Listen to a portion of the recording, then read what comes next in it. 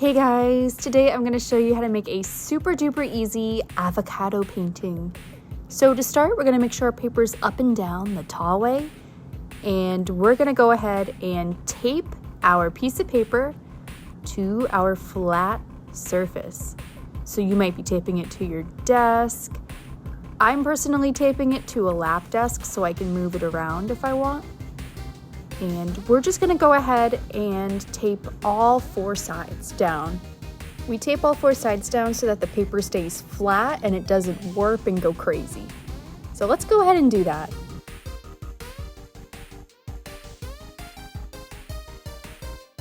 All right, once you're done with that, I want you to go in with like a salmony pink color, and I want you to fill in the bottom half of your paper. We're using gouache paint for this. We want to put on a very generous, very thick layer, so not a lot of water in it. And then once we feel like we've covered enough of the paper, we're going to go in with a very light yellow, almost cream color. We're going to start at the top of our paper, and then we're going to work our way down to the middle and have the two colors blend. It'll be really pretty. The color from the blending kind of looks like this nice, like peachy color. I really like it. So once we have our background that's all blended and all colored in, we can wait for it to dry, and then once we know the paper's completely dry, we can go ahead and sketch in our avocados. Now, you don't have to sketch them. If you really want to, you can just, go in with the paint, but I find this is a lot easier. So we're kind of drawing, obviously, like this pear shape, so it's like skinnier on the top and then thicker on the bottom. And we're gonna do two of them.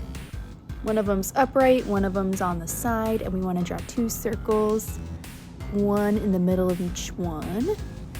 And then once we're done with that, we're gonna go in with this really, really yellowy green color.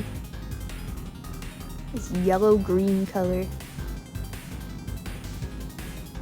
Mine is very transparent, so I'm probably gonna have to go back in with a couple layers, but I would use as thick of a layer as you can.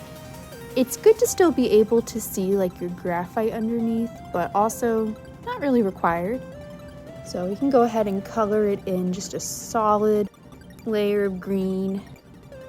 All right, wonderful. Once it's all dry, you can go ahead and move on to the next step. So I would go ahead and grab a green that's a bit darker, and we're gonna go ahead and go around the entire outside of our avocado. So basically what we're gonna do is we're gonna draw one thick line around and try to blend it in, and then we're gonna do one thinner line with a darker green. Kind of so that we get this gradient going on. So in order for us to get the gradient, we need to either take our brush, wipe off the paint or wash the paint away, and then just go in with a clean brush that's slightly damp, or you can go back in with that yellow-green chartreuse color and just blend it against the line we just drew. See how we're kind of making three different shades now?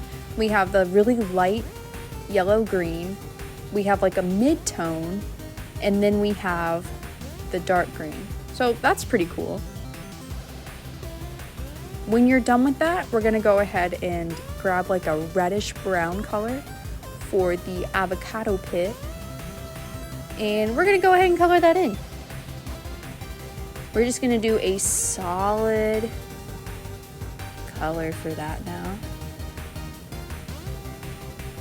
And we're gonna do that to both sides. So once you're done with one side, we're gonna do the same thing on the other side. All right, so I just wanna preface this by saying I did not intentionally make both sides have a pit, but I was tired and mistakes were made. But I say we roll with it. There will just be two sides of the pit instead of one side without and one side with. That is okay. So the darker green I was talking about, we're gonna go ahead and introduce that. I made this green by taking that dark green that we made earlier and mixing it with some navy blue. And this line is a lot thinner than the other one. So we want to be more precise, more careful with this one, and just go all the way around. We're not really gonna do any blending with this one. We're just gonna leave it as it is. We really want this to look like part of the avocado peel. What do you call it? The outside of the avocado is basically peeking a little bit. That's what we're seeing right here with this. So we did one side, and I feel like I don't need to show you the other side. And then we're gonna move on to the shading of the pit. So we're gonna go in with the dark brown. We're gonna put a little bit on the top, a little bit on the side, just a line right there. We basically just wanna make the pit look like it's 3D, like it's a sphere instead of just a flat circle. So I know it doesn't look 3D right now, but just trust me, we'll add some highlights after this and it'll come to life. So we're gonna draw some lines around it, drawing some lines. Then we're gonna add this kind of detail right here. Then we just need to add some highlights. This might be kind of shocking, but we're gonna go in with some light blue for that highlight. Woo, look at how that pops. So we add a little bit there, a little bit here, and a little bit there. I feel like that's the most magical part of this painting, is just adding the highlights. I know it doesn't show up as much here on the light green, but it still gives it some definition. And of course, we're gonna do the same thing on this side as well. Add a little blue here, a little dot of blue there, a little curve of blue there. Basically what we do to one side, we're gonna do the other. May not be perfectly symmetrical, but you get the idea. Add some more there. Just add some wherever it feels right. Yeah. Then we're gonna go in with this light pinkish purple color, almost like a berry color. And it's gonna be another highlight. It basically complements the blue, but it shows up a little bit better on the actual avocado part, which is pretty cool. So we're gonna add some here, add some there, add some underneath the pit here.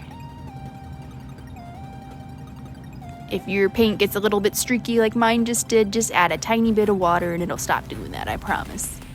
That's just how gouache is. Sometimes you need more water, sometimes you need less. Add a little bit up here. And then last but not least, we're gonna go in with like this greenish brown. I just took a little bit of our chartreuse color and I mixed it with the brown to make this. And these are more shadows than highlights, I would say. We're adding them around the highlights, around the pit. Basically wherever we think it makes sense.